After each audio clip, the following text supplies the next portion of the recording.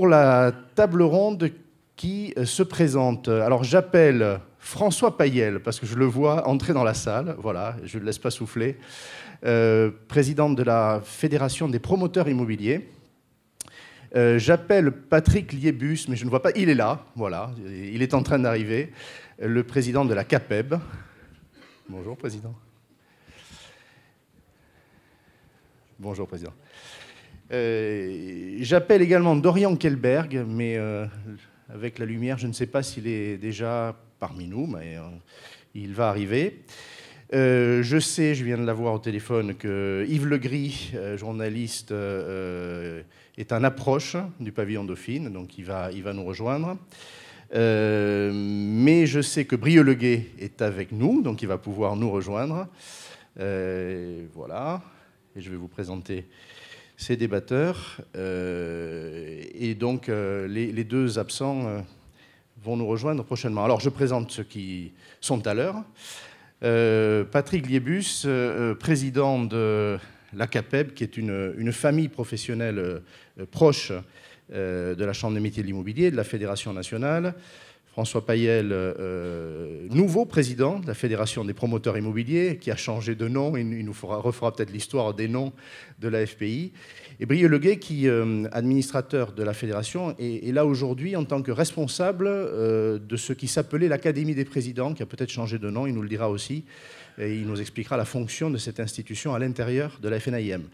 Alors, je justifie le casting, si tant est qu'il faille justifier d'avoir des invités, des personnalités qu'on aime bien.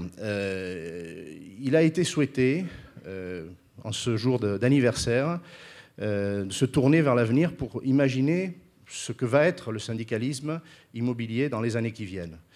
Et pour parler déjà de ce qu'il est aujourd'hui, avec sans doute ses contraintes et ses contraintes du moment.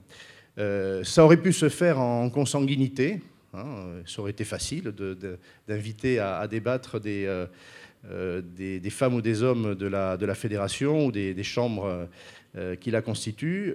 Il nous a paru plus intéressant d'avoir des regards proches, en tout cas proches par les métiers de ceux qui les représentent. Et donc, Patrick Liébus représente les artisans du bâtiment, en effet, qui sont familiers des administrateurs de biens et des agents immobiliers, François Payel, les promoteurs. On aura le regard des grands investisseurs avec Dorian Kelberg et puis donc la place particulière de cette académie sur laquelle je reviendrai. Alors, je voudrais peut-être tout d'abord donner la parole à Patrick Liébus. On a avec nous peut-être le syndicaliste immobilier le plus efficace. Je me suis laissé dire que dans la même journée récemment, il avait été reçu à l'Élysée, à Matignon, au ministère du Logement. Donc déjà, je pense que ça mérite un applaudissement, franchement. Président, vous êtes à la tête d'une organisation qui est benjamine par rapport à la Chambre des métiers de l'immobilier, 1913 d'un côté, 1946 je crois pour votre organisation. Ce qui est étonnant quand on regarde l'acte de naissance de la Chambre des métiers de l'immobilier, qui portait un autre nom, Chambre des mandataires en vente de fonds de commerce, c'est qu'on ne trouve pas vraiment la raison de la création. Je l'ai lu attentivement, et le président Camandona l'a lu aussi. On a retrouvé les actes de fondation, le grand livre. On voit que 63 professionnels, je crois, en 1913, se sont réunis, qu'ils ont voulu représenter une profession qu'ils estimaient. On a le sentiment qu'ils voulaient se distinguer par rapport à d'autres qui faisaient le métier peut-être moins bien, que très vite ils sont devenus interlocuteurs des pouvoirs publics, mais la création n'a pas été théorisée. Voilà. Alors pourquoi se crée une organisation professionnelle? Pourquoi elle se crée après-guerre, si on parle de la CAPEB? Et aujourd'hui, à vos yeux, quand vous l'incarnez, quelle est sa mission? Tout d'abord, bonjour à toutes et à tous, et puis joyeux anniversaire, parce qu'un anniversaire, ça se fête, 100 ans, c'est merveilleux. Comment notre organisation est arrivée à se créer en 1946? C'est bien simple, à l'après-guerre, il fallait reconstruire la France. La France avait été détruite d'une façon importante, et la reconstruction de la France avait été entamée par les très grosses entreprises du secteur du bâtiment. Ils avaient entamé la reconstruction et vous savez que dans cette période-là, pour travailler comme pour acheter d'ailleurs toutes sortes de biens ou de besoins, même de la nourriture, des vêtements ou autres, il fallait des bons pour pouvoir acheter, de façon à ce que les travaux, y compris pour les travaux, pour acheter des matériels et matériaux, il fallait avoir ces bons qui permettaient à l'entreprise donc de pouvoir travailler en fait. Alors ce qui s'est passé, c'est qu'en 1946, tout un ensemble d'artisans se sont dit voilà, on a un petit problème, c'est que la construction de la France va se faire par les grosses entreprises. Il va falloir qu'on demande aux grosses entreprises de nous fournir ces bons, donc on va être sous dépendance. Clairement, on sera sous dépendance de ces grosses entreprises. Et il faut absolument, nous qui avons quand même une répartition sur le territoire importante, il faut absolument que nous puissions avoir accès à ces bons. Et que, de fait, on puisse faire le pendant des grosses entreprises pour reconstruire la France. Donc ils se sont mis un jour autour d'une table, ils étaient très très peu, ils ont démarré une dizaine. C'est parti dans la région, dans le Midi. Ils se sont dit, ben voilà, on va créer une organisation. Donc au départ, ils ont créé cette organisation en petit nombre. Puis ils se sont dit, mais pour qu'une organisation comme la CAPEB puisse, qui ne s'appelait pas la CAPEB à l'époque, puisse arriver à trouver toute sa place, il faut qu'il y ait une reconnaissance. Donc on leur reconnaissance. À l'époque, il y avait le président de la République. Donc il a fallu qu'il y ait la première rencontre. C'était la première rencontre avec un président de la République. La deuxième s'est faite, vous l'avez dit, elle s'est faite là il y a très peu de temps. Mais c'était vraiment la première fois qu'il y a eu une rencontre avec le président de la République pour lui dire, voilà, on s'est structuré. On a mis en place cette organisation, elle existe au niveau national, c'est une confédération, donc elle s'est mise au niveau national et nous avons une existence, une reconnaissance maintenant. Nous voulons pouvoir reconstruire la France et avoir justement les mêmes droits que les grosses entreprises. Donc ça a démarré comme ça, cette organisation s'est développée au fur et à mesure du temps. Ces hommes qui l'ont mis en place avaient de la conviction syndicale mais surtout professionnelle très développée. Et ils se sont dit, on va développer, on va continuer de créer la CAPEB à un plus haut niveau. Donc ils l'ont créé au niveau confédéral, c'est parti d'une idée d'un département, donc ensuite la confédération, et là on l'a décliné en département. Et notre organisation donc, représente 380 000 entreprises. Alors la CAPEB a 100 000 adhérents actuellement. On a 100 000 adhérents, c'est 77 milliards du chiffre d'affaires du secteur du bâtiment. Donc c'est un chiffre d'affaires important. Maintenant, il y a 103 CAPEB en France. On a 103 CAPEB départementales et 21 régions structurées. Donc on l'a démarré vraiment petit. Le petit a grandi et le petit maintenant est devenu une des organisations les plus représentatives du secteur du bâtiment. Après une autre organisation qui existe et que je respecte fortement, la Fédération française du bâtiment, qui au départ, c'est ça l'histoire, qui au départ était l'organisation à côté de la CAPEB. On avait les mêmes gènes du départ. Après, il y a eu les divisions parce que justement, les tailles des entreprises, vous imaginez bien, la moyenne des salariés dans les entreprises artisanales que je représente, c'est 5 salariés. On est 1 million d'actifs, nous, dans le secteur, dans les entreprises que je représente. Après, vous avez les grands du bâtiment, c'est pas tout à fait la même échelle. On est plutôt sur une échelle où on parle en centaines, voire pour certaines, milliers de salariés répartis sur le territoire français, voire les autres pays de la communauté européenne, voire même au niveau mondial. Donc voilà un peu comment cette organisation a été mise en place avec la volonté de ces hommes qui se sont dit existons par nous-mêmes, défendons les intérêts de ces petites entreprises qu'il fallait absolument défendre à l'époque et qui, en ce moment, on en parlera sûrement, ont besoin d'être encore plus défendus face à la crise économique que nous traversons.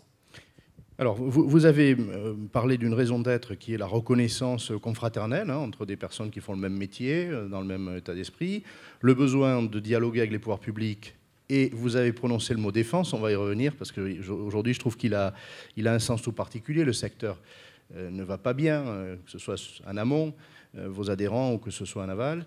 Et vous avez parlé aussi d'autres concepts sur lesquels on va revenir, l'aspect territorial, très local, qui est important. Et vous avez dit enfin, vous avez évoqué la Fédération française du bâtiment. C'est vrai que le choix a été fait d'inviter votre confédération, mais qui a des liens aussi avec la Fédération du bâtiment. Et vous avez dit qu'il y avait des relations à la fois de différence et puis de communauté, parce que ce sont les mêmes métiers, mais des types d'entreprises différentes. Donc on reviendra là-dessus, sur le dialogue entre les organisations professionnelles ou sur l'opposition. Je pense que c'est un point important.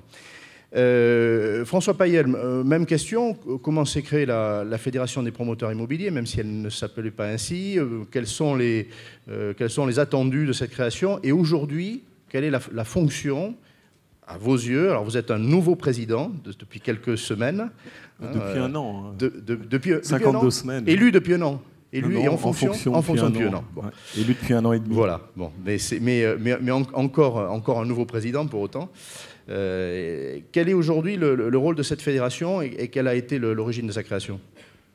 Alors, la fédération, dans sa configuration actuelle, est née il y a 45 ans. On a notre 43e congrès dans quelques jours. Elle est née du regroupement de deux fédérations de maîtres d'ouvrage promoteurs immobiliers qui ont éprouvé, comme d'autres, le besoin à la fois d'avoir un travail entre professionnels pour essayer de mettre en évidence ce qui était le point commun, les enjeux communs, les difficultés communes et donc les messages communs apportés au pouvoir public. Et puis, deuxièmement, dans l'autre sens, expliquer au pouvoir public ce qui fait l'originalité de nos métiers, sa technicité, et quels sont les leviers qui peuvent être efficaces pour agir mieux et plus vite. Les promoteurs aujourd'hui, donc sous l'enseigne de la FPI, Fédération des promoteurs immobiliers, qui s'est longtemps appelée FNPC, Fédération nationale des promoteurs constructeurs. Alors là, quand j'entends les chiffres de Patrick Liébus, je suis fasciné parce que on a franchi l'année dernière à la hausse le chiffre de 500 adhérents. Mais pour vous donner une idée, il y a une dizaine de grands groupes à vocation internationale qui appartiennent souvent à des groupes du BTP ou des groupes bancaires. Il y a une grosse dizaine de moyens régionaux. Et puis, il y a 490 PME, souvent régionales et souvent avec à peine 10 salariés. Donc quand j'entends les chiffres de Patrick, je me dis que 100 000 adhérents, c'est impressionnant. Nous, on est beaucoup plus modestes. Néanmoins, on est aujourd'hui en zone urbaine les premiers producteurs de logements. Le paysage du logement neuf en France, c'est un paysage assez simple. Les promoteurs produisent bon an, mal an 100 000 logements depuis 15 ans, c'est quasiment exactement ça le chiffre. Les organismes d'HLM, entre 70 et 90 000 logements. Et les constructeurs de maisons individuelles ont longtemps tourné autour de 150 000 maisons en zone plus diffuse. Et ce chiffre est en recul depuis 2 ou 3 ans. C'est-à-dire qu'en zone urbaine, nous sommes les premiers producteurs de logements avec les organismes d'HLM. Et donc quand on est en charge de produire un bien qui est bien d'équipement, je ne sais pas quel est le bon qualificatif, mais qui est au cœur des politiques publiques, au cœur des besoins des Français et au cœur de difficultés économiques réelles, on a besoin d'expliquer comment marche son métier. Et on s'aperçoit que la technicité est telle, que ce soit de l'urbanisme, que ce soit des mécanismes de construction, que ce soit des mécanismes de financement, qu'on n'a jamais assez expliqué au pouvoir public, c'est-à-dire au gouvernement, au cabinet ministériel ou aux parlementaires, la façon dont ça fonctionne et quels sont les leviers de l'efficacité. Et donc je crois qu'aujourd'hui, notre fédération, elle a à la fois cette fonction de réunir les professionnels entre eux pour essayer de partager l'analyse sur les fondamentaux du métier, pour essayer de voir ce qui peut être amélioré, et puis de porter le message auprès des pouvoirs publics. Et alors depuis quelques temps, c'est-à-dire au fond depuis 2, 3 ou 4 ans, on le fait dans un contexte économique qui est très nouveau, qui est caractérisé par 2, 3 fondamentaux que je voudrais rappeler. Le premier, ce qui est une difficulté budgétaire de l'État français comme on n'en a pas connu depuis 40 ou 50 ans. Le deuxième, c'est la territorialisation de la politique du logement, c'est-à-dire qu'aujourd'hui, plus les choses avancent et plus un certain nombre de choix sont faits au plan national, les plans législatifs, certains choix réglementaires, mais plus ils vont se décliner au niveau des régions, au niveau des départements, au niveau des intercommunalités. Et donc il faut que nous, on intègre tout ça pour essayer de porter un message cohérent et de dire au pouvoir public, écoutez, voilà, dans l'équation financière qui est la vôtre, on ne va pas être irréaliste, ce que nous pensons être les bons leviers d'action, les bons leviers de l'efficacité, c'est cela. Alors il y a un côté, j'allais dire, revendicatif naturel, c'est-à-dire qu'on essaye aussi de dire que certaines mesures vont complexifier notre travail, mais en tout cas, il y a 1, partager une analyse, 2, porter ensemble des messages, mais 3, ce qui est derrière, c'est en gros être plus efficace. Plus efficace pour construire moins cher, et plus efficace pour que nos acquéreurs ou que les investisseurs soient financés. Alors, François Payel, justement une question très, très précise, et je reprends aussi le terme du président Liébus. On parle de défense. Il s'agit de défendre, en tout cas, le bon fonctionnement d'entreprises, un marché, une économie, sinon des intérêts corporatistes. Aujourd'hui, prenons l'exemple du dispositif du flot. Il est en retrait en termes de puissance par rapport au dispositif Cellier. On peut s'accorder sur ce constat.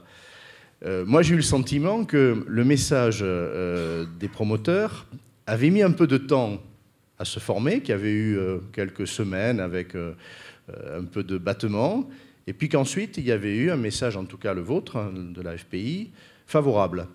Comment ça se passe dans une fédération? Je ne doute pas que sur vos 500 adhérents, certains auraient voulu plus que le Duflot, que certains soient déçus. Comment on gère ça? Et je poserai la même question à Patrick Débus, avec sans doute une complexité majorée par le nombre.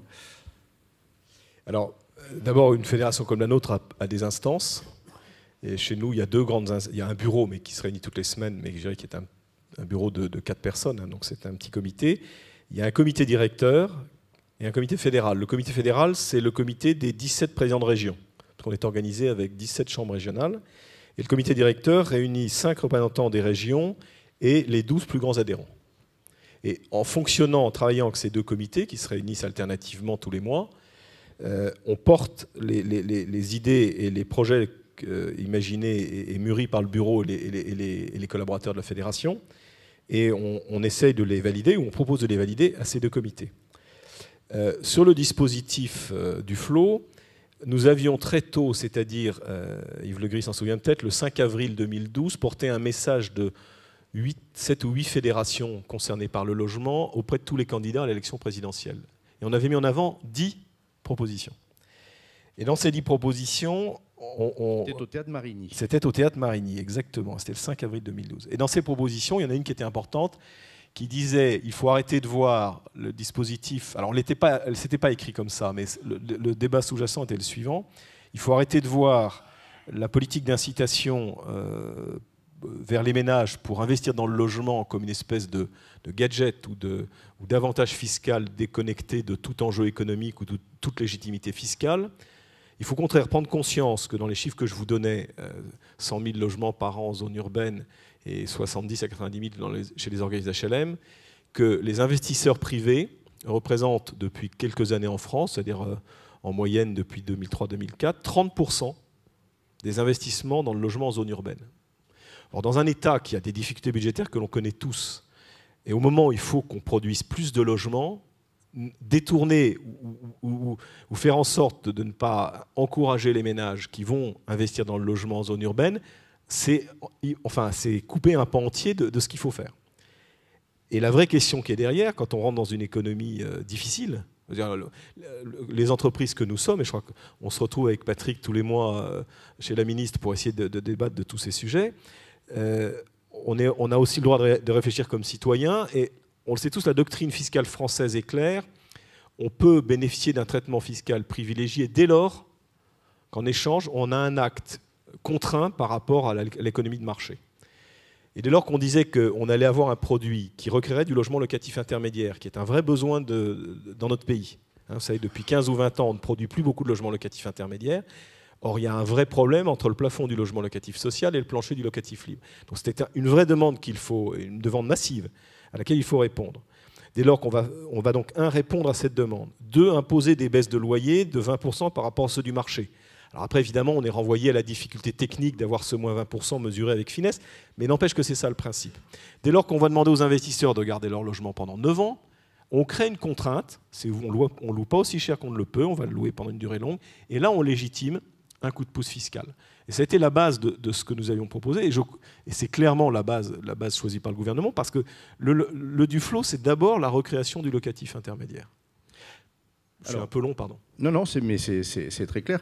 Président Libus, vous avez eu des rendez-vous et au plus haut niveau. Vous faites le même travail que votre voisin de gauche, bon, on se comprend. Pour le reste, on n'est pas là pour en débattre. Vos adhérents, pour beaucoup d'entre eux, souffrent. Quelle est votre attitude? Est-ce que c'est une attitude violente? Quel choix tactique avez-vous fait? Yves Le Gris nous donnera après un regard un peu extérieur de journaliste sur les messages que les fédérations immobilières portent.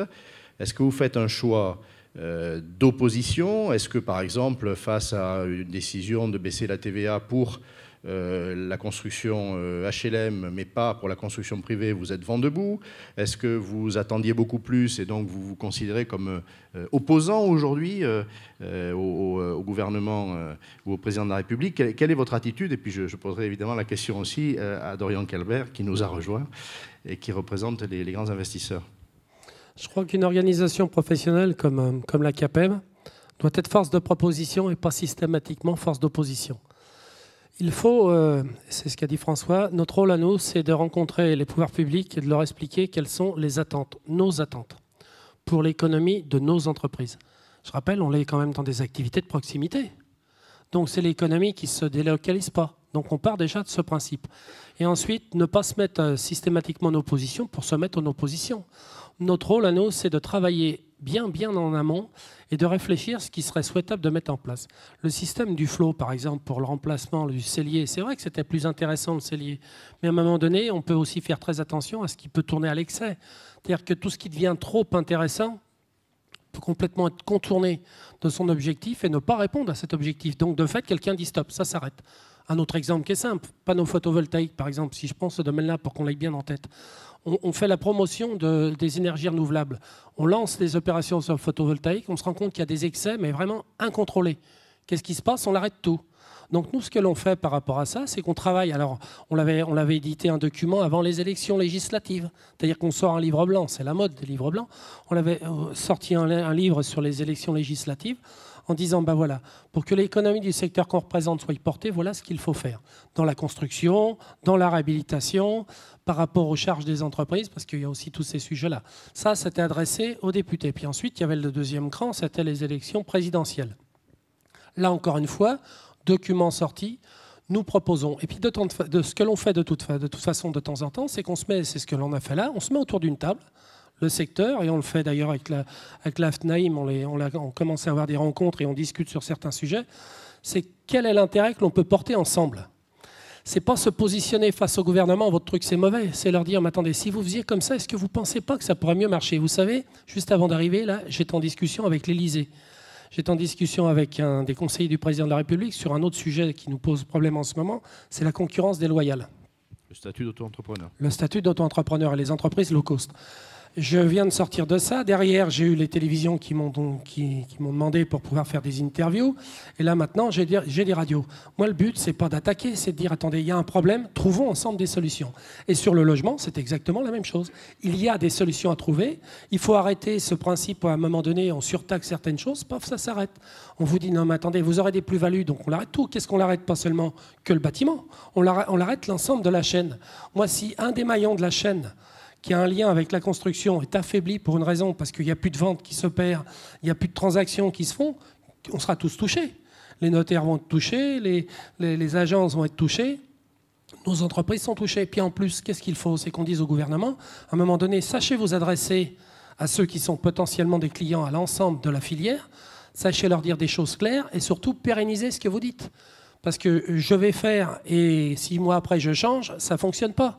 On est un pays où on ne peut pas se permettre de changer tout en permanence. Ça crée des inquiétudes. Toute inquiétude, ça met un effet de retrait. C'est pour ça. Donc notre rôle, c'est aussi non seulement la défense, mais la proposition. C'est-à-dire savoir anticiper, observer l'environnement et savoir anticiper, proposer. Aujourd'hui, dans ce contexte de marge de manœuvre réduite du gouvernement, de difficultés économiques générales en France et ailleurs, avez-vous des difficultés vis-à-vis de vos troupes ?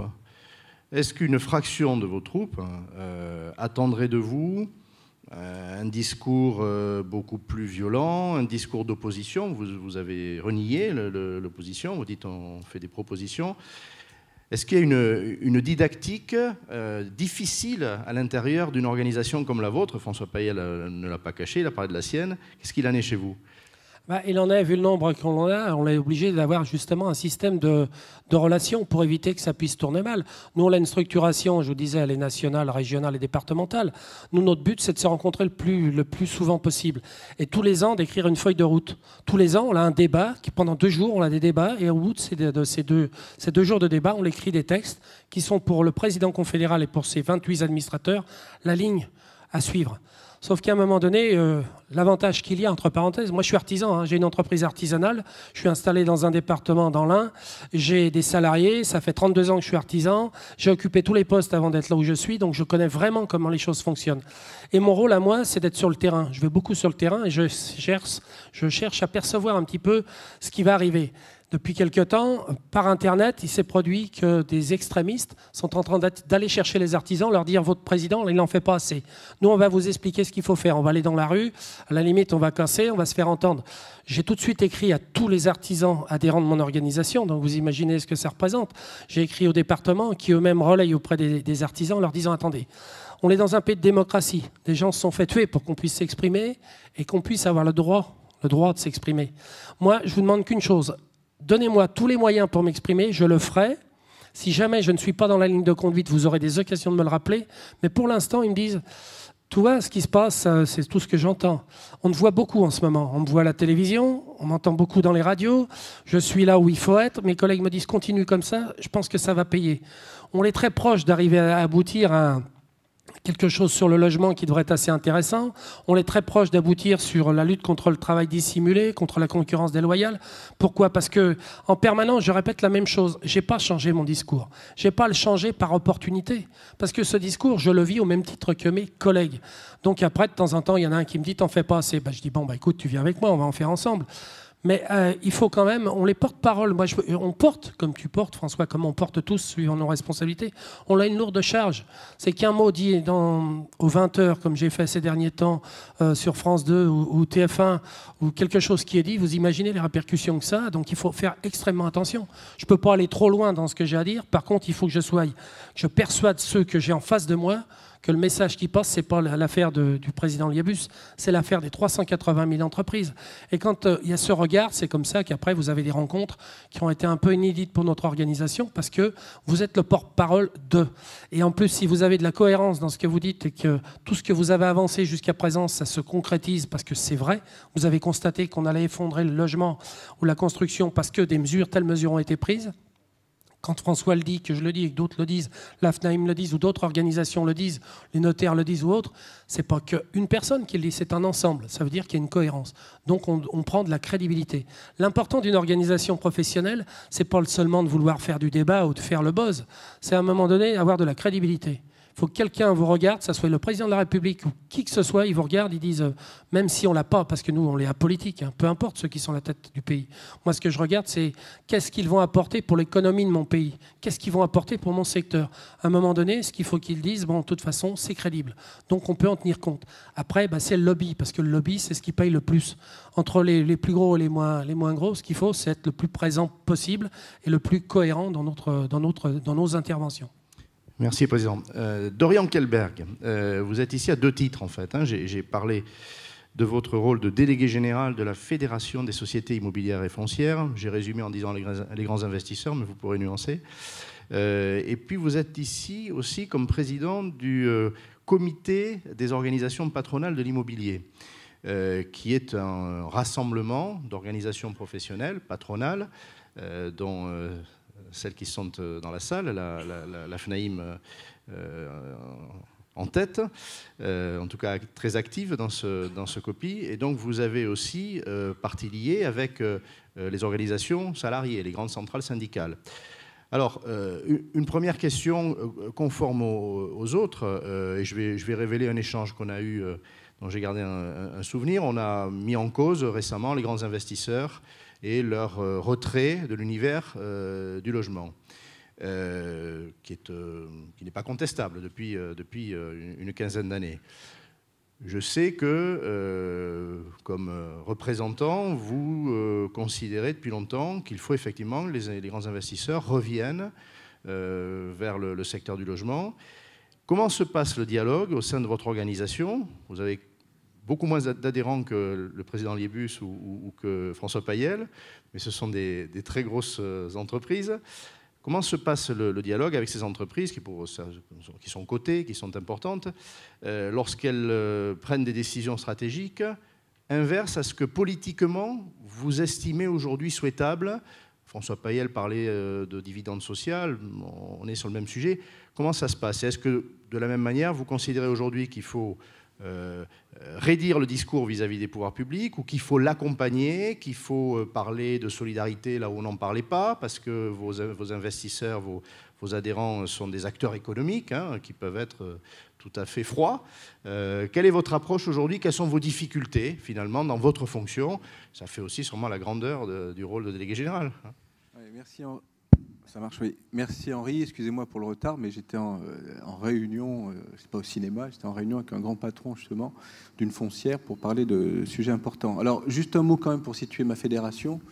Ma fédération a à peu près une cinquantaine d'adhérents, dont ce qu'on appelle les sociétés d'investissement immobilier cotées, à Bourse de Paris. L'ordre de grandeur, pour quelques chiffres, hein, que vous ayez ça en tête, c'est 40 millions de mètres carrés, 120 milliards de valeur d'actifs gérés, dont 85 milliards en France. C'est 17 milliards d'euros d'investissement prévus pour les 5 prochaines années en France, 31 milliards en Europe en tout, donc 14 milliards à l'extérieur. C'est une capitalisation boursière de 60 milliards d'euros, avec la plus grosse foncière européenne qui est une Unibail-Rodamco. Et notre secteur est le premier secteur en Europe, puisqu'il y a à peu près une dizaine de pays en Europe qui ont un secteur équivalent, et c'est le troisième au monde, après celui des États-Unis et l'Australie, puisqu'il y a une trentaine de pays dans le monde, je prends le Japon, Singapour, le Canada, etc., qui ont un régime équivalent au nôtre. Voilà à peu près les ordres de grandeur des sociétés pour lesquelles je m'exprime et pour lesquelles je représente et défends leurs intérêts. Et comme tu l'as dit, évidemment, donc l'Union patronale de l'immobilier, sur un autre aspect, l'aspect social, m'a demandé de présider ce comité, avec d'ailleurs le vice-président de ce comité, Philippe Prével, qui est ici. Alors, juste un mot pour répondre à ta question, déjà, que m'inspire ce que j'ai entendu. Nous, pour bien comprendre l'action de la fédération, on a à peu près fait une réforme par an avec les pouvoirs publics. Ça a été le statut des foncières cotées en 2002, loi de finances passée en 2003, on fête les 10 ans du régime cette année. Ensuite, on l'a complété par 4 étages complémentaires jusqu'en 2009, ce qu'on a appelé dans notre jargon avec les fiscalistes et les économistes cycle 2, 3, 4, 5. On a évidemment travaillé, piloté avec le CNCC la création des indices de loyer que vous connaissez très bien, l'ILC et l'ILAT. On a géré ensemble de manière défensive, Henri, ça nous rajeunit, le problème, on a désamorcé le problème médiatico-politique des ventes à la découpe entre 2004 et 2006, qui a été... Voilà, mais ça pourrait revenir, ça va nous rajeunir là-dessus. J'ai travaillé aussi sur le financement du Grand Paris, où on a fait en sorte que l'industrie immobilière amène sa contribution au financement du Grand Paris, en obtenant d'ailleurs au passage la suppression de l'amendement Fourcade, qui était une taxation sur les transactions. Bref, donc on est quand même très très actif pour réformer.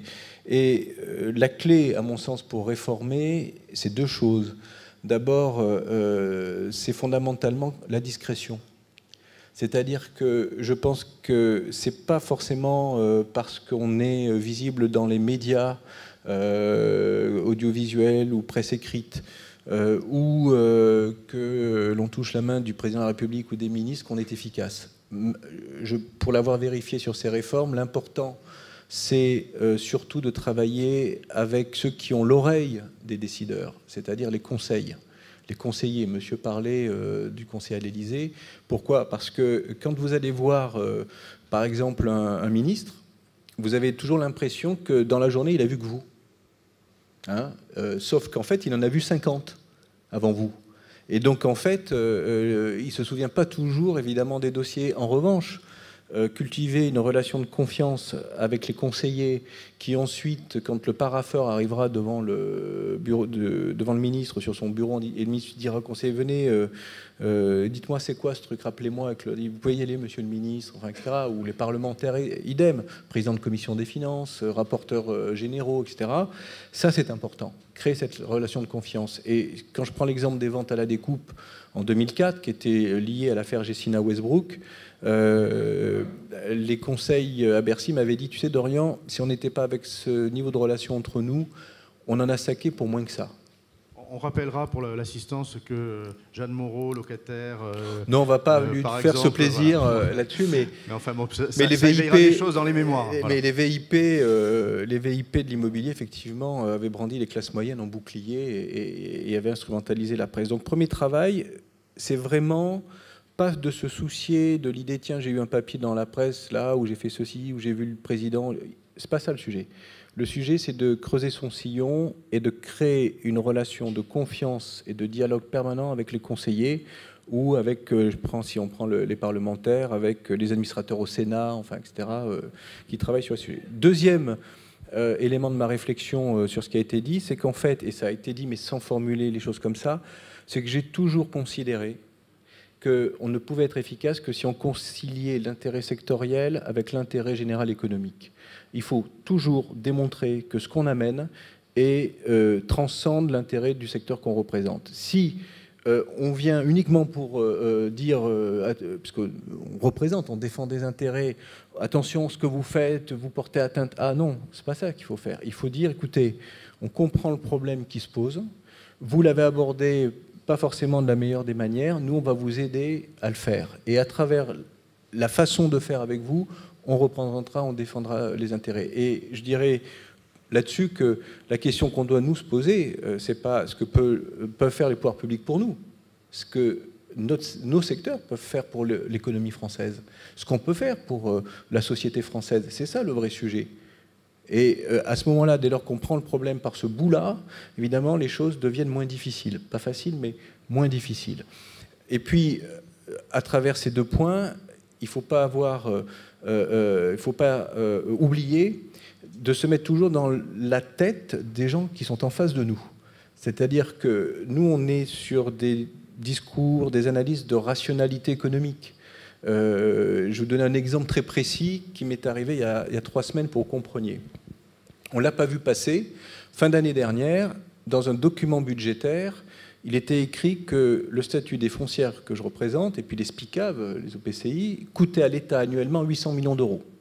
Il y a une étude qui a été confiée par Matignon à l'Inspection générale des finances pour faire des économies sur les niches fiscales pour justement récupérer de 2 à 5 milliards d'euros. Et donc, on se retrouve, nous, avec, vous l'avez compris, l'idée circulant, non exprimée, que si on supprimait nos régimes, l'État annuellement récupérait 800 millions d'euros.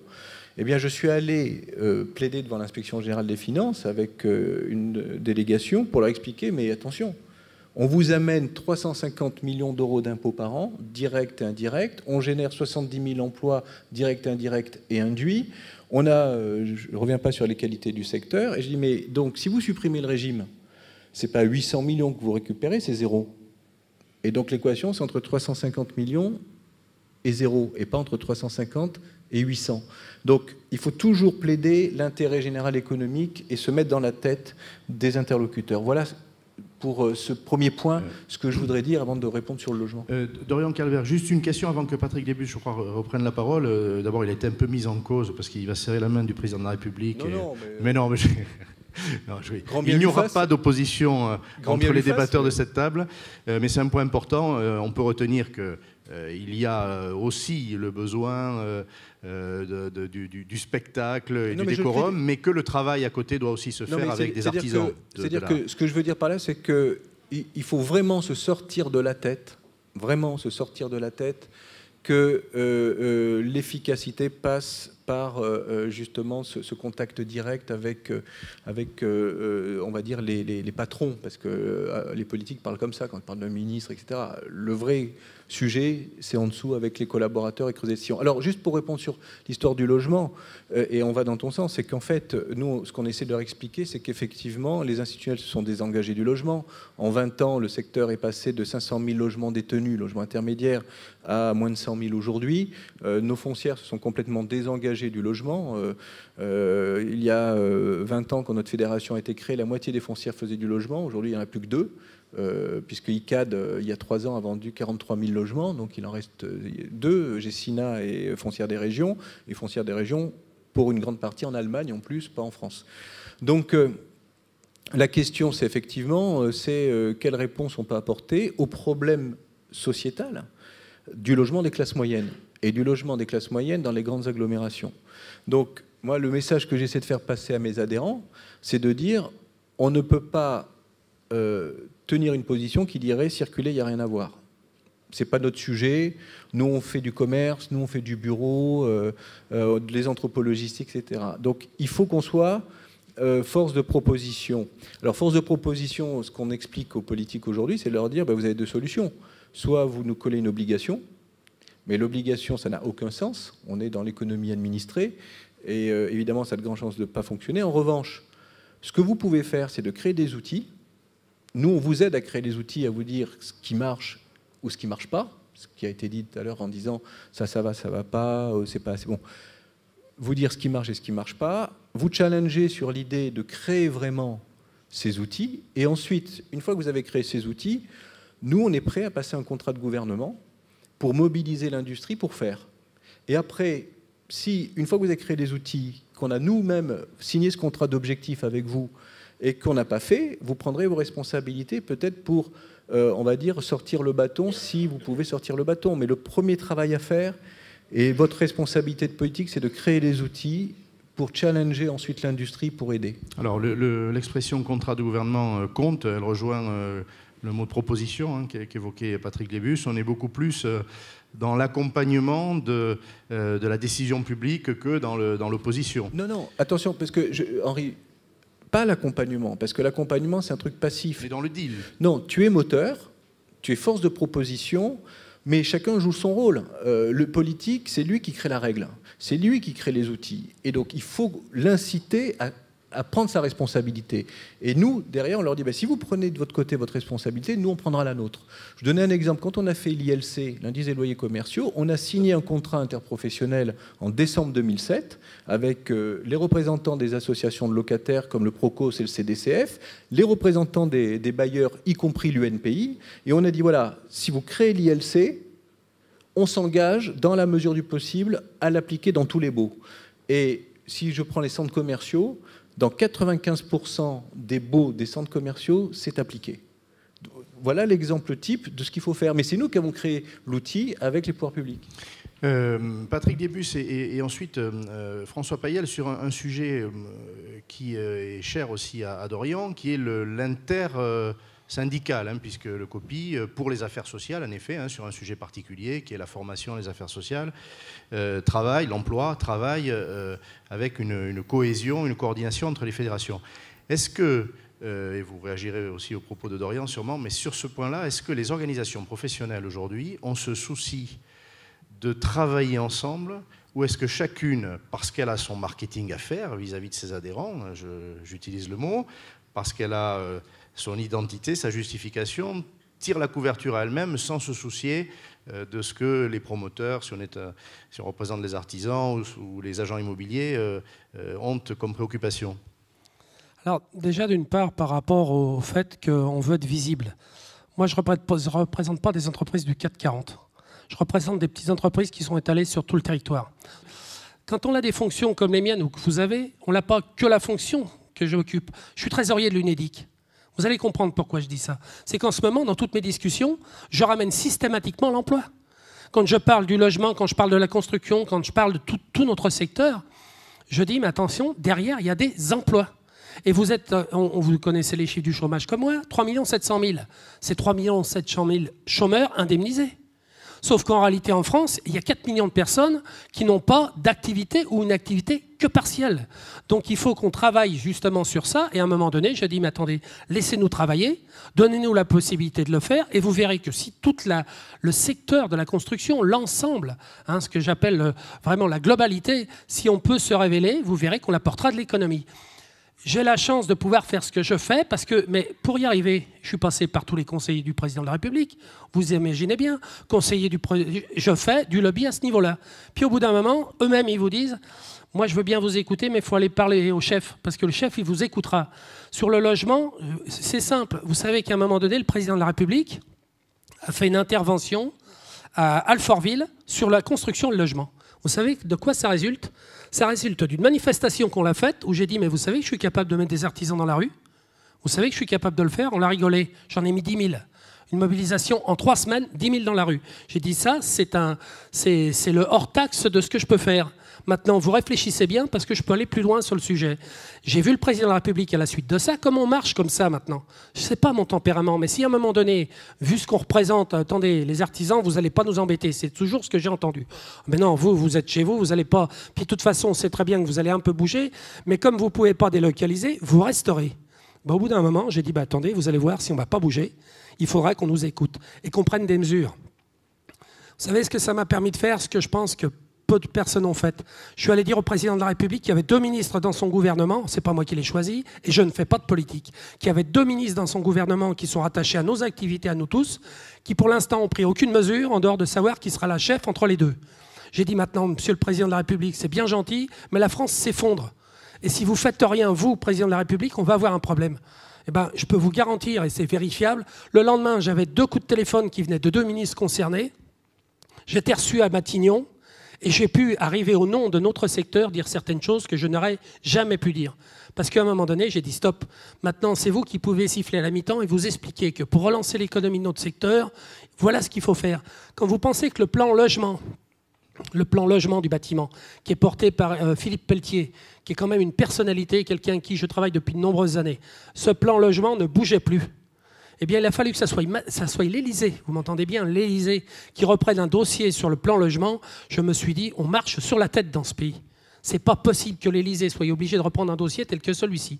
Donc ça, c'est fait, tout simplement parce que je suis petit, et qu'en étant petit, j'ai essayé de porter un peu plus haut la voix pour nous rendre service à nous tous. Moi, je ne demande rien pour moi, je demande simplement qu'on relance l'économie de ce pays pour diminuer le chômage en France, pour permettre à des jeunes de rentrer dans nos entreprises, pour vous permettre de continuer de développer de l'activité financière, ce qui est très intéressant. Plus vous développez, plus ça nous intéresse. Plus vous vendrez, plus ça nous intéresse. Tout ce que vous vendez, on l'entretient. Tout ce qu'il y a à construire, on le construira. C'est ça qui est intéressant. Mais je pense qu'on m'a donné cette opportunité, je le fais, et encore une fois, je n'en tire aucune gloire. La seule gloire que je retire, c'est demain, comment la France va s'en sortir face à cette situation qui est inextricable. Et en plus, j'utilise tous les arguments, puisqu'on a une confédération européenne du bâtiment, j'en suis premier vice-président, je vais jusqu'à là-haut, puis je vais au niveau des députés européens pour refaire descendre au niveau des députés. Parlement, Assemblée nationale et Sénat, on fait du lobby, du lobby. Puisqu'il marche comme ça, et puisque c'est comme ça qu'on doit fonctionner, j'utilise.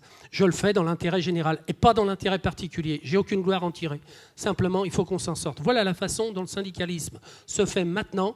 C'est Internet. Et moi, je suis un peu Internet, mais beaucoup en communication. Et plus je le ferai, plus je nous rendrai service. Et si on partage, et là je reviens à la question, plus on se rencontre, plus on les change, plus on partage nos problèmes et plus on cherche des solutions ensemble et plus on sera crédible. Plus on va nous écouter et plus on arrivera à des résultats. C'est pour ça que de temps en temps, il faut qu'on se mette autour d'une table, qu'on apprenne à se connaître. Moi, je suis de la région lyonnaise, on se méconnaît, c'est-à-dire qu'on ne se connaît pas.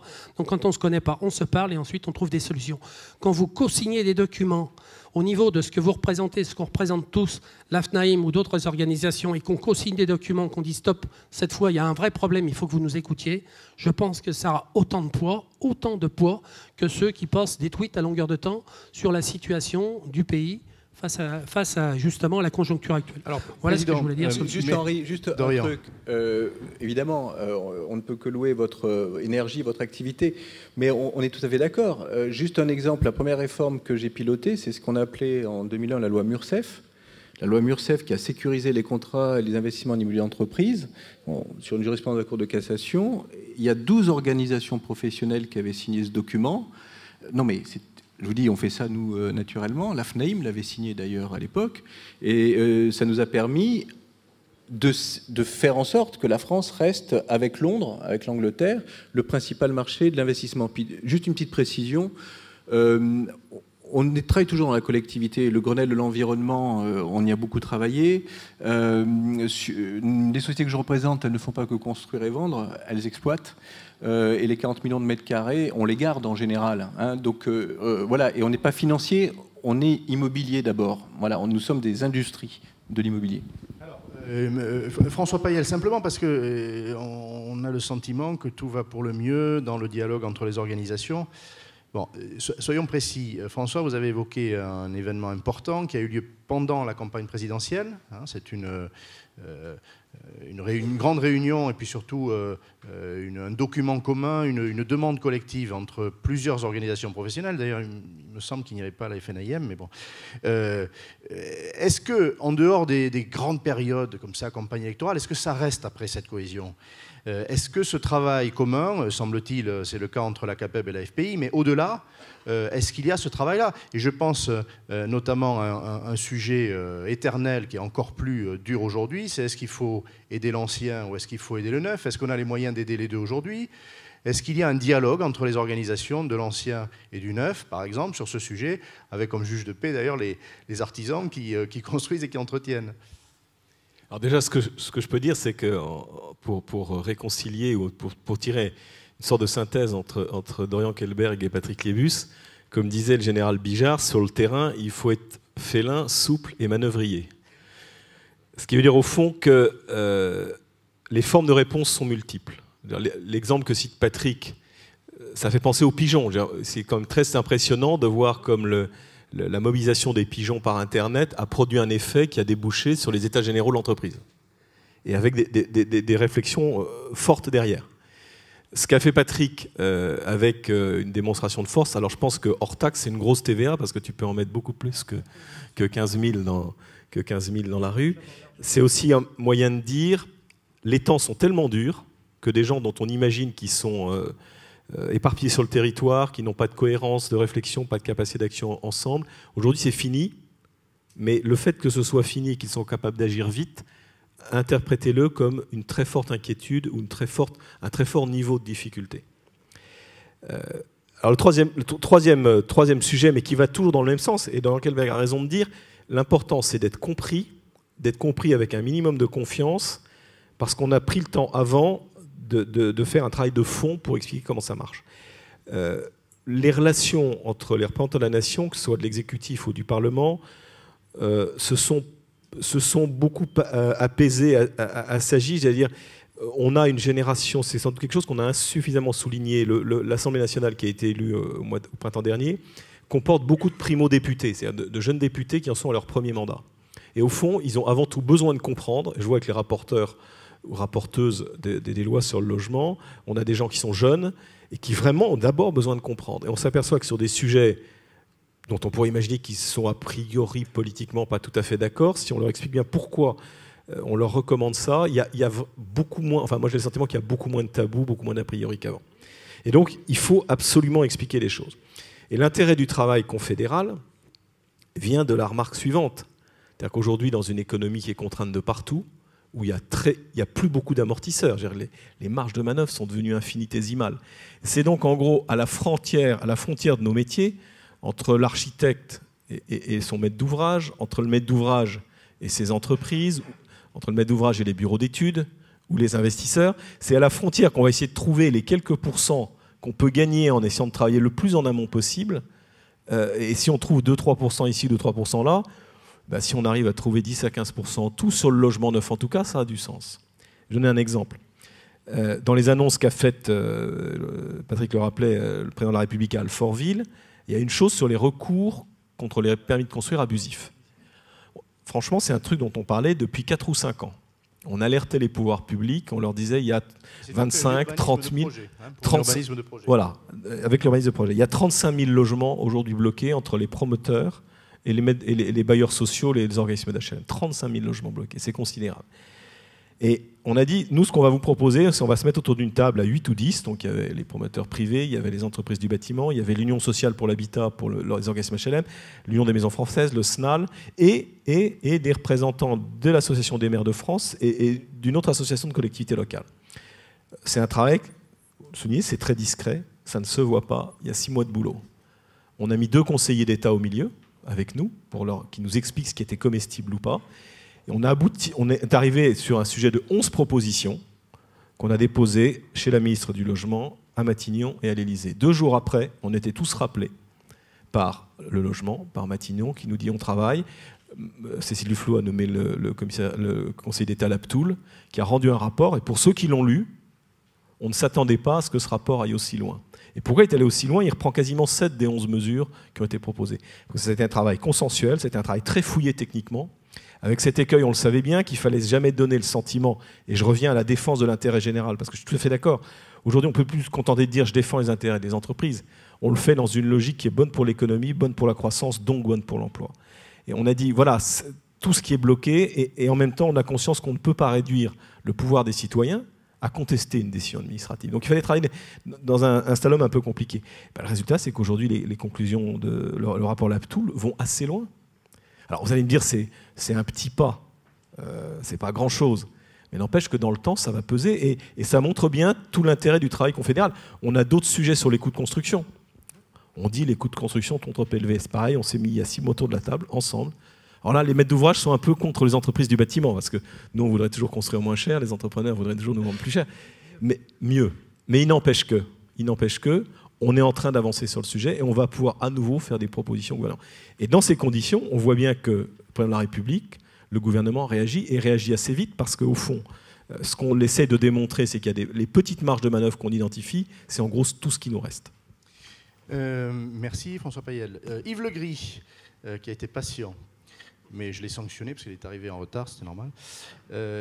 Yves Legris est journaliste, c'est une figure connue, appréciée de beaucoup d'entre vous, des organisations professionnelles notamment. Il est le patron du service immobilier du Nouvel Observateur et de Challenge, qui sont 2 titres du même groupe. Et ce qu'on ne sait pas, sauf si on le connaît bien, c'est qu'il vient de la profession, il a exercé l'immobilier. Voilà, donc il a un regard à la fois affectueux, à la fois critique, par profession. Alors pourquoi l'a-t-on invité? Pas seulement parce qu'on l'aime bien, mais parce que le regard que porte la presse sur les messages des organisations professionnelles compte énormément. Vous avez le pouvoir, Yves, de relayer, de ne pas relayer, selon l'appréciation que vous faites. Finalement, l'opinion publique, les pouvoirs publics, vont, au travers de votre travail, lire d'une telle ou telle manière les messages professionnels. Donc vous êtes, les médias sont au cœur du sujet, votre regard est précieux. Quel regard, parler sans concession, ici c'est tout l'intérêt, vos prédécesseurs ont donné le ton, quel regard portez-vous aujourd'hui sur les messages des organisations professionnelles qui sont à vos côtés ou face à vous, la FNAIM? Est-ce que vous trouvez ces messages modernes? Est-ce que vous les trouvez encore trop marqués par le corporatiste qu'on a dénoncé? Est-ce que vous les trouvez coordonnés? On vient d'en parler avec François Payel. Est-ce que vous les trouvez assez proches de l'intérêt général et donc audibles ou crédibles? Voilà, votre appréciation.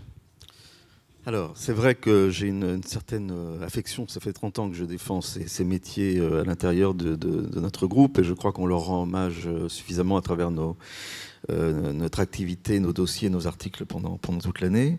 Je suis fils de promoteur indépendant, et j'ai travaillé dans une agence immobilière quand j'avais 18 ans pour payer mes études de droit. Donc j'ai vraiment une certaine tendresse et une certaine amitié pour ces métiers, mais un regard effectivement assez critique. Et ce que je constate d'abord, c'est qu'il y a une différence entre les fédérations qui s'appuient sur l'emploi en termes de lobbying et celles qui n'ont pas jusqu'ici su valoriser l'emploi. Et je pense particulièrement aux fédérations qui s'occupent des métiers de l'ancien. Que notre ami Jean-François Buet va être tout oui, parce qu'il y a effectivement beaucoup de travail. J'ai quand même assisté à beaucoup de congrès de la FNAIM, où le président demandait au ministre en exercice un certain nombre de choses, et le ministre répondait « Je suis désolé, mais j'ai rien ». Alors ça allait de « le logiciel est en panne » ou « vous avez toute ma considération », comme disait Christine Boutin. Donc j'ai vraiment l'impression que d'un côté, il y a un lobbying structuré avec des chiffres, avec une véritable économétrie, et de l'autre côté, un lobbying complètement divisé, représenté par des franchises, des réseaux, des syndicats. Il y a beaucoup trop d'organisations. Le langage est complètement flou, et beaucoup aussi s'appuient sur des chiffres. À un moment donné, le ministre apparu disait « Mais attendez, qu'est-ce que c'est que tous ces chiffres? Il faut absolument harmoniser tout ça. On n'arrive plus à rien voir. » Vous n'avez pas su non plus, dans les organisations syndicales de l'ancien, valoriser les emplois de commerciaux, par exemple. Le commercial en agence immobilière est sans doute le lumpen prolétariat. Je ne parle pas en termes de revenus, il y en a qui gagnent très bien leur vie, mais en termes de considération. Il n'est pas défendu. Or, est-ce que le syndicat immobilier ne doit pas défendre ses troupes? Le lobbying, c'est très bien, je comprends, vous faites un travail formidable. Et je pense qu'à la FNAIM, avec Jean-François Buet, et à l'UNIS, vous allez le faire aussi avec du retard. Mais aujourd'hui, il y a un véritable... Balance, hein, je lui avais dit d'être non, mais je dis que parce que ça me fait vraiment de la peine. Aujourd'hui, il y a un décalage en ce que j'entends là. C'est une communication un petit peu, pas technocratique, mais vous êtes très fiers de ce que vous pouvez faire avec les pouvoirs publics. Mais il y a un décalage terrible avec le grand public, et il y a un décalage en termes d'image, c'est-à-dire que ce soit administrateur de biens, agent immobilier, promoteur, artisan, l'image est catastrophique dans le grand public. Et je ne vois rien. Aujourd'hui, chaque fois qu'il y a une attaque de 60 millions de consommateurs, etc., les organisations sont sur la défensive en n'ayant pas vu arriver le boulet. Donc, l'effet est absolument calamiteux. Et on ne voit rien qui soit dans les tuyaux, qui puisse aller un peu contre ça et défendre ces métiers, qui sont tous des métiers nobles, où il y a énormément de gens de qualité qui sont pénalisés par le mauvais comportement de certains d'entre eux. Alors ça va, c'est égal à tous les métiers. Mais en termes d'économie, ça fait quand même des transactions en moins, des gens qui se plaignent de leur administration de biens, etc. Il y a de grands administrateurs de biens dont l'image est absolument calamiteuse, et elle n'est à mon avis pas près de changer. Et on ne sent pas chez vous la volonté, on sent une énorme volonté pour essayer de faire avancer votre métier auprès des pouvoirs publics, et de manière très intelligente. Mais il y a vis-à-vis du grand public, vis-à-vis des médias, et même vis-à-vis de vos adhérents, un travail énorme à faire, et je ne le vois pas en train d'être fait. En termes de lobbying, je voudrais juste te dire que j'ai reçu une lettre aujourd'hui qui me semble tout à fait étonnante, et Jean-François Buet pourra peut-être en parler, qui s'adresse à Jean-Marc Ayrault, au-dessus de Cécile Duflot. Alors ça, c'est quand même une première, et qui se plaint d'un certain nombre de mesures qui sont... C'est certainement une plainte justifiée, hein, mais la méthode me semble tout de même désespérée. Copie à Cécile Duflot, mais on écrit à Jean-Marc Ayrault. Donc, se plaignant de mesures qui arrivent sur les honoraires de location, la gestion des comptes de copropriété et l'organisation de la garantie des loyers. Est-ce que c'est la bonne manière de faire ? Je ne sais pas, mais je vais vous poser la question quand même. Je crois qu'engueuler les pouvoirs publics, c'est une catastrophe, bon, personnellement. Donc, il faut faire très, très attention avec ça. Ils ont horreur de ça. Et j'ai l'impression que vous êtes poussé à ça parce que vous dites que vous êtes écouté et que finalement, vous n'êtes pas entendu. Alors, merci beaucoup, Ça, Yves, de cette franchise. C'est un premier jet. C'est un propos c'est pour ouvrir le débat, hein. C'est vraiment pour courageux. ouvrir le débat. L'Assemblée est un peu sonnée. Bon, Jean-François Buet ne fait pas partie de ce débat. Il s'exprimera tout à l'heure et bien sûr, je le relancerai sur ces questions-là. C'est la moindre des choses. Merci beaucoup. Je crois qu'il était important d'avoir un regard extérieur mais affectueux. Mais affectueux, bien sûr, je vais faire réagir l'assistance, mais il y a une personne à cette table qui n'a pas réagi, donc je vais commencer par lui, Brieux-Leguet. En tout cas, je crois qu'il est important, quand on est entre soi, je disais que ça n'avait pas été le souhait de Didier Camandona et de son bureau, que ce débat soit fermé, mais au contraire qu'il s'ouvre avec des regards à la fois contigus, d'autres organisations, et puis un regard de l'autre côté de la barrière, un regard d'observateur avisé et affectueux. Je peux attester que Yves Legris est attaché à la profession. C'est d'autant plus intéressant de l'entendre dire ça. Voilà, dont acte. Alors, Brieux-Leguet, peut-être une première réaction en tant qu'administrateur de la fédération à ce que vient de dire Yves Legris, à ce qu'ont dit les autres représentants de fédération. Et ensuite, je voudrais, c'est beaucoup pour parler de cela qu'on vous a convié, qu'on parle de l'Académie des présidents, qu'on parle de la formation, de l'initiation des présidents de chambres territoriales. Et c'est un propos qui fera écho, bien sûr, à ce qu'a dit le président Liébus et aussi François Payel.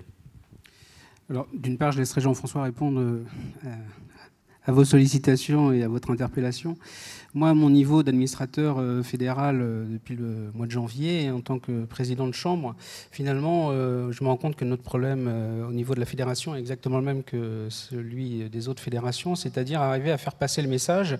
Et la volonté de Jean-François Buet était, par l'intermédiaire de ce centre de développement fédéral, d'arriver à améliorer le rayonnement de notre... C'est le nouveau nom, en clair, Centre de développement fédéral aujourd'hui. Voilà, on ne parle plus de l'Académie des présidents, Centre de développement fédéral, mais qui est bien nommé. Parce que finalement, la logique, c'est de s'appuyer sur nos chambres départementales et régionales pour améliorer le rayonnement de la fédération. et donner des outils à nos présidents de chambre pour pouvoir, justement, tel que vous pouviez le dire, donner des outils statistiques, économiques, locaux, pour pouvoir améliorer notre message auprès des acteurs locaux, que ce soit des médias, des représentations d'État, et que nous ayons un discours qui soit cohérent entre celui qui est mené par notre président et puis celui qui est également donné localement par nos présidents de chambre.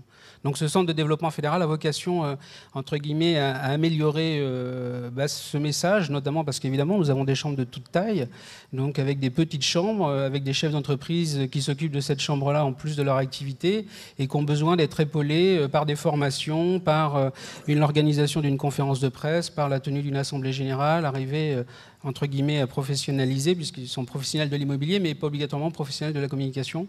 Donc le Centre de développement fédéral a cet objectif-là, améliorer l'organisation locale et puis surtout donner de la matière finalement pour pouvoir communiquer. Alors, puisqu'on parle de syndicalisme d'avenir, est-ce que justement la maille locale ne va pas avoir plus d'importance? Il y a eu une réforme de la Constitution il y a quelques années, elle a échappé à beaucoup de gens, de citoyens en tout cas. Elle donne plus de poids à l'échelon local, à un parlementaire en tant que représentant de sa circonscription. Est-ce qu'il faut faire une instruction civique déjà d'un président de chambre? Est-ce qu'il sait bien tout cela? Est-ce qu'il sait ce qui est de son ressort? Et est-ce qu'il sait ce qui est du ressort du national? Ou est-ce que la tendance n'est pas un peu, je le dis en connaissance de cause, de dire ça va être géré par la fédération ou par la confédération, et puis nous, on va recevoir le message, on va le relayer parce que voilà, on est loyaux. Est-ce qu'il y a une vraie prise de conscience du rôle et de la responsabilité du président de chambre, puisque vous l'êtes aussi? Je crois pas. Je crois que finalement, c'est un peu la logique de Jean-François dans son programme, c'était un peu d'inverser les rôles. C'est-à-dire qu'on avait beaucoup de présidents de chambre qui étaient très attentifs sur la politique fédérale et qui attendaient beaucoup de la fédération, alors que finalement, il faut leur faire prendre conscience de leur pouvoir et de leur capacité locale par leur relationnel des adhérents, et de s'appuyer sur ce maillage-là pour arriver à faire passer des messages qui, effectivement, sont peut-être plus délicats quand on a un député qui est dans son groupe à l'Assemblée, alors que quand on l'a localement à l'occasion d'une soirée ou d'un marché, de pouvoir faire passer des messages qui ont peut-être plus de portée. Président Liebus, la structuration de la CAPEB peut être un exemple pour d'autres organisations. Je voudrais qu'on s'attarde sur le rôle du local.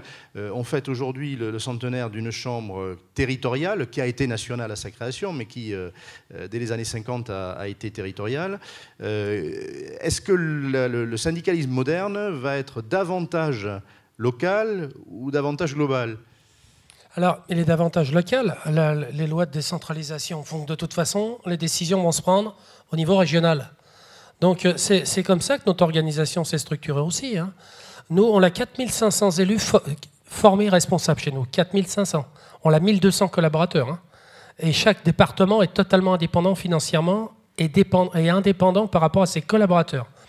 Vous savez, on est arrivé à 4500 élus responsables parce qu'on a une école de formation. Nous, on forme, tous les ans, on forme 100 personnes, 100 administrateurs, hommes et femmes, de plus en plus de femmes d'ailleurs prennent des responsabilités, sont formés pour leur expliquer le juridique, le social, l'économique, dans quel milieu ils sont, quel sera le rôle des régions, quel sera le rôle des départements, quel est le rôle d'un député, quel est le rôle d'un sénateur, quel est le rôle d'un conseiller, quel est le rôle d'un président de la République, quel est le rôle d'un Premier ministre. On forme en permanence. Moi, j'étais pendant 10 ans responsable de cette formation. Je prenais en plus des formations locales que suivaient les élus, je les prenais au niveau national et je les emmenais dans les grandes institutions. On allait dans les grandes institutions, à l'Assemblée, au Sénat. Moi, je suis conseiller économique et social environnemental. Je les emmenais au Conseil économique pour leur expliquer même le rôle du Conseil économique et social environnemental. Troisième instance de la République, méconnue totalement. C'est pas une institution qui est là par hasard. Quand le président de la République, Charles de Gaulle, a mis en place le Conseil économique et social, c'était pour avoir l'instance du premier mot. Et quand vous en parlez à certains, ils vous regardent et vous disent « mais ça sert à quoi ce truc-là, le Conseil économique et social environnemental ?» Ça sert tout simplement à travailler sur les lois, les ordonnances, les décrets, à tout balayer, absolument tout mettre sur une table, tout. Et là, c'est toutes les forces vives, que ce soit les représentants des organisations syndicales, salariales, les représentants des organisations. Et tout le monde se met autour de la table et on discute, on écrit des textes. C'est méconnu. Par contre, on sait très bien que dans certains domaines, c'est dans les régions. Nous, on a un point fort, qui est d'ailleurs à peu près pour tous, c'est la formation chez nous. pour arriver à bien réussir à répondre justement à des compétences, à savoir mettre le poids en face, avoir des clients qui nous regardent en disant ils sont un peu différents des autres, ils vont nous proposer quelque chose, il faut des salariés bien formés et des chefs d'entreprise bien formés.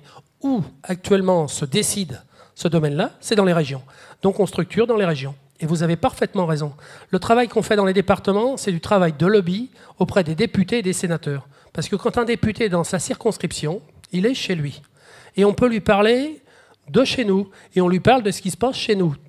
Après, quand il rentre dans l'hémicycle, il n'y a qu'à écouter certaines interventions pour comprendre qu'après, c'est le poids de son organisation qui l'emporte sur sa façon d'être. Mais tout ce travail qui est fait, toute cette rencontre, tout ce lobby qui est fait, ça porte à un moment donné, on devient, entre parenthèses, incontournable. Et si en plus on porte une idée générale et pas une idée particulière, ils se disent j'ai peut-être intérêt à le faire, parce que ceux qui vont demain m'élire quand je suis député, ils en feront partie. Et moi, je joue souvent sur ça, je sais bien qu'il faut utiliser des arguments, mais j'explique que dans une entreprise artisanale, il y a un artisan, sa conjointe. Il y a des salariés, ils ont des conjoints eux-mêmes.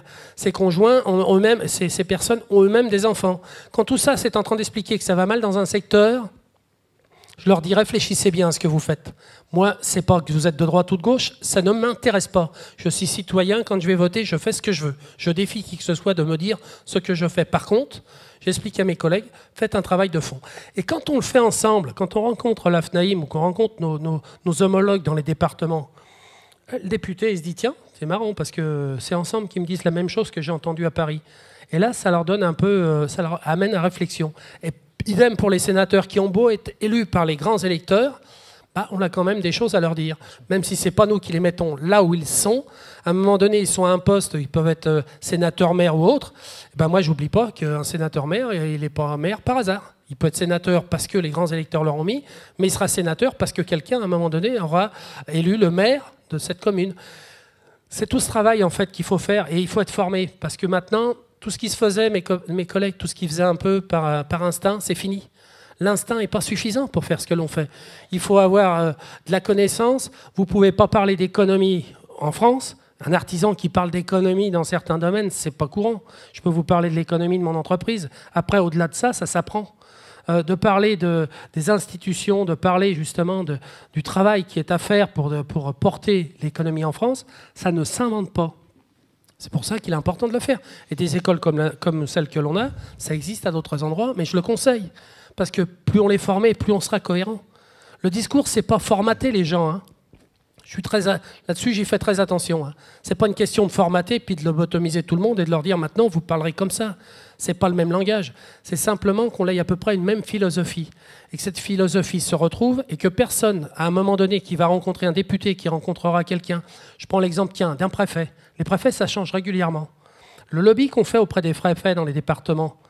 Je dis à mes collègues, faites très attention au travail que vous faites avec un préfet, parce qu'aujourd'hui, il est chez vous, demain, il sera à un autre endroit. S'il arrive à un autre endroit qui dit, là, votre organisation, là, c'est n'importe quoi là-bas chez vous, oui, vous allez le traîner en permanence, vous n'y arriverez pas. Donc, il faut travailler, y compris là-dessus. Et plus on aura des contacts avec eux, et plus on leur donnera des idées. Encore une fois, moi, c'est ce que je dis, vos décisions, c'est vous qui allez les prendre. Moi, je ne fais pas de politique, c'est vous qui allez décider.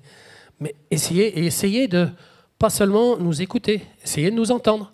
Parce que je le dis en permanence, bien sûr qu'on nous écoute en permanence. Mais maintenant, vous allez nous entendre un peu, parce que ça suffit. L'écoute, c'est sympathique, ça donne l'impression qu'on se regarde avec condescendance, mais au bout d'un moment, vous allez vraiment écouter ce qu'on vous explique et essayer d'en tenir compte. Et plus on le fera ensemble, et mieux ça marchera. Alors, Président, merci de ce plaidoyer pour les écoles de formation des responsables patronaux. Je le dis devant Dorian, qui le sait mieux que quiconque, que les organisations salariées ont inventé il y a très longtemps la formation de leurs représentants. Hein, on le sait très bien. Et l'efficacité, en effet, elle s'apprend. Il y a des codes à donner. Vous avez tout à fait raison. Alors, vous avez évoqué un sujet très important que je voulais évoquer, qui est celui de la féminisation de l'action syndicale. Alors, je ferai d'abord s'exprimer Yves Legris sur ce sujet, parce qu'il y a quelques années, il a signé un livre que pour moi j'ai beaucoup aimé, qui s'appelle « Pourquoi les hommes s'en vont », qui est un livre intelligent sur les rapports entre les hommes et les femmes. Ça n'avait rien à voir avec le syndicalisme patronal.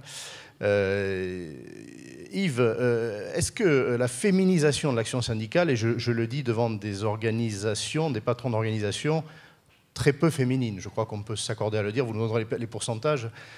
François Payel, Patrick Guébus ou Dorian, avec sa 50aine d'adhérents. Est-ce que la féminisation, au-delà d'une mode, d'un élan, de ce qui pourrait être une obligation un jour, je n'en sais rien, peut-elle apporter quelque chose en matière de représentation professionnelle immobilière ?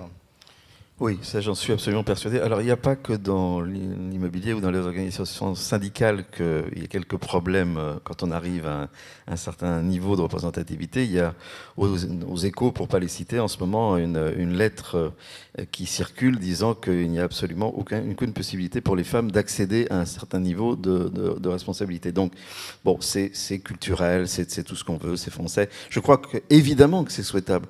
Alors je voudrais dire d'ailleurs, je ne voudrais pas que Jean-François Buet pense que je lui en veux, parce qu'il n'était pas là à ce moment-là. Mais il y avait, à une époque à la FNAIM, un club jeune. Alors, je ne sais pas s'il existe toujours. Moi, je trouvais que c'était une idée géniale, que j'avais vraiment envie de soutenir. Et il y avait, à l'époque où j'avais vu ça, il y avait deux jeunes femmes qui étaient à la tête de ça, et elles faisaient un boulot extraordinaire. Donc, je pense que la parité est souhaitable. Bon, il y a ici des messieurs qui font un travail fantastique. Donc, je tiens à saluer ce que vous venez de dire. Ça me semble tout à fait important. Mais je pense qu'effectivement, oui, les femmes ont beaucoup d'intuition, elles sont proches du terrain, elles sont proches des gens, elles ont beaucoup d'écoute. Et je pense qu'il est effectivement souhaitable que ça se féminise. Alors, mais le club jeune, il faut qu'on en parle. Yves, précisément, vous venez d'évoquer le club jeune. C'était le sujet suivant, donc vous pourrez vous exprimer sur les deux, et sur la féminisation et sur la relève. Et Brieux-Leguet, j'aimerais qu'il en parle aussi à propos de l'académie. Est-ce que vous savez aujourd'hui, est-ce que vous considérez être compétent pour faire lever les talents ? Est-ce que vous avez un renouvellement suffisant ? Moi, j'ai un petit peu l'impression qu'on voit toujours un peu les mêmes visages. Voilà. Des visages qu'on aime beaucoup d'ailleurs, hein, certains sont ici.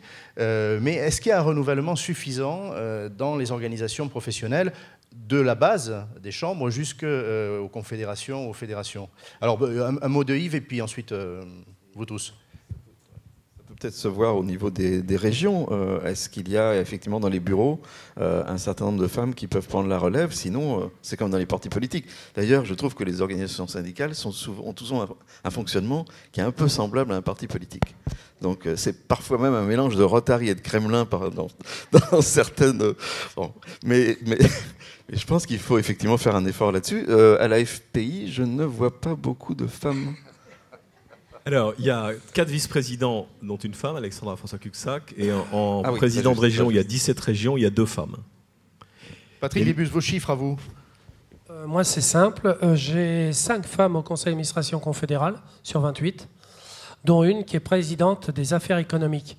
Et vous voyez la différence qu'il y a, c'est qu'il y a quelques années, quand j'ai pris la présidence de la CAPEB, j'ai dit non, terminer les conjointes, les femmes n'auront pas le poste des affaires sociales.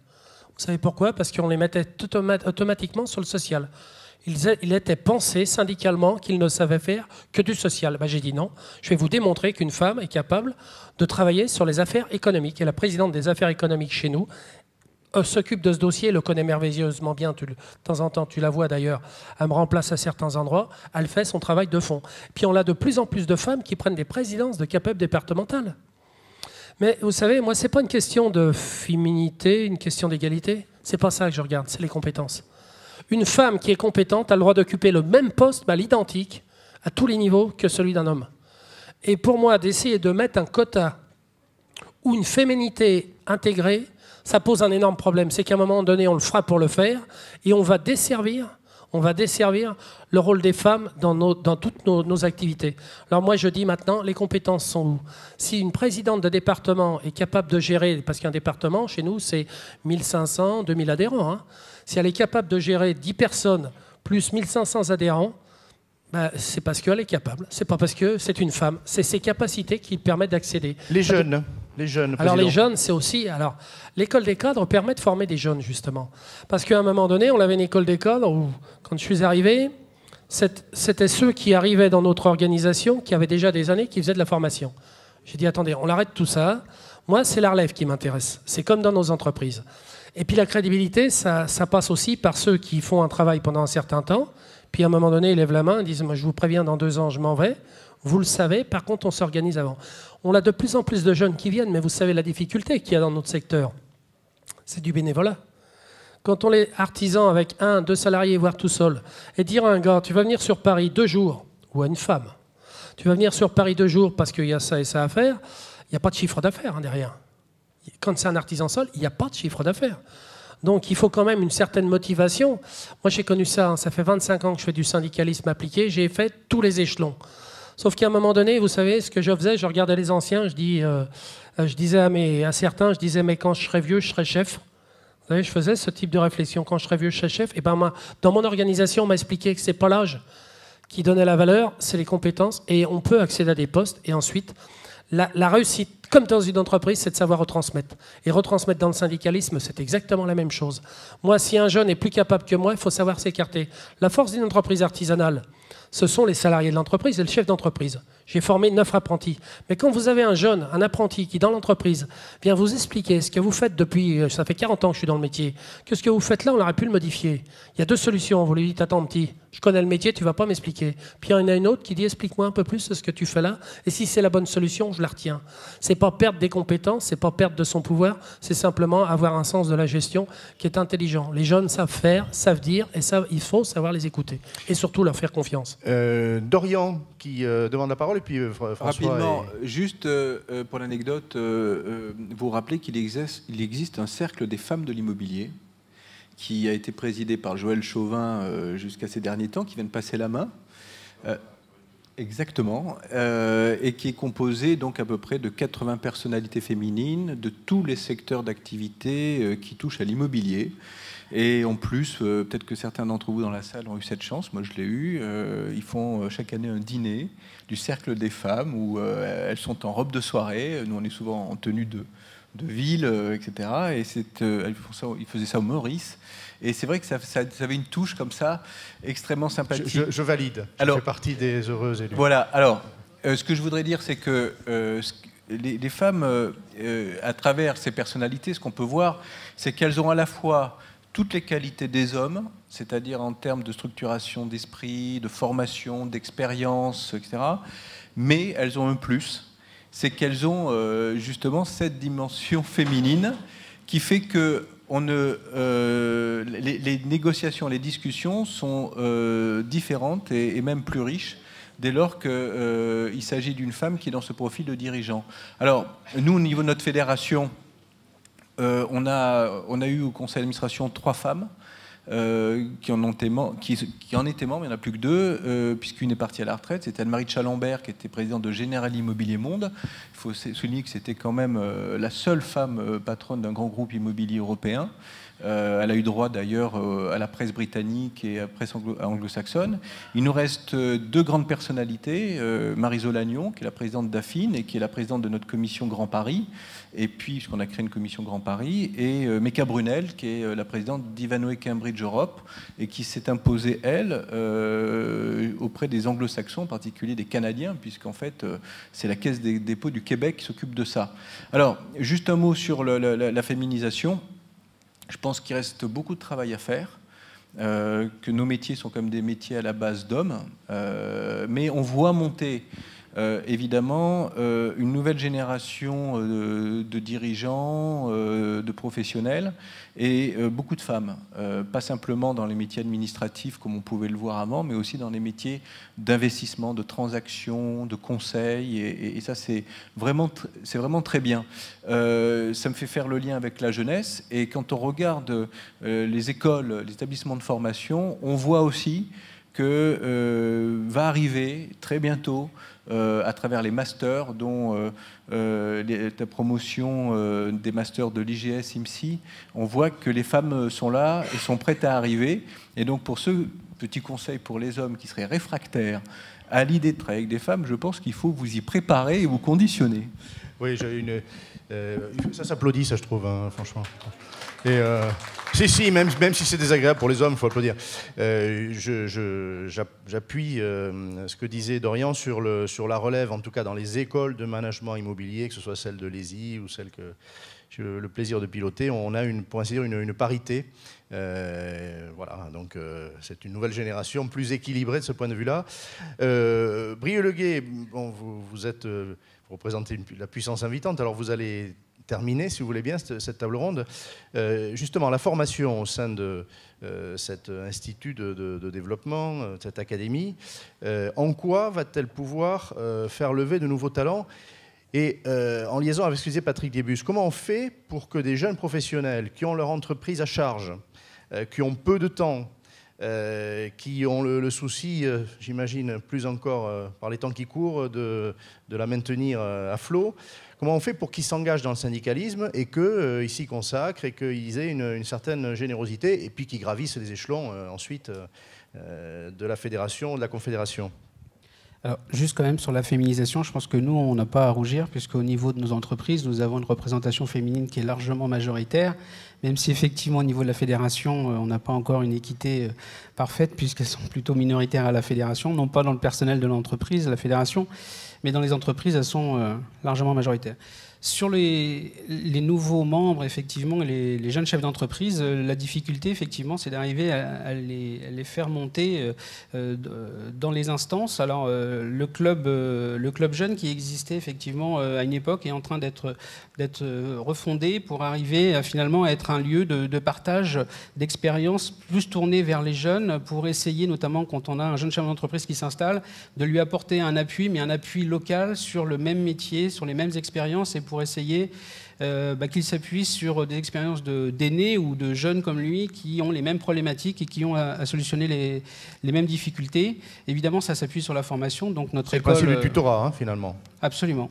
Donc notre école, évidemment, est au centre de ce nouveau projet de Jean-François, que ce soit au niveau des jeunes chefs d'entreprise ou au niveau de l'organisation des chambres par les formations dont on a parlé, effectivement, que nous mettons en place dès la rentrée pour pouvoir aider notre implantation et notre rayonnement local.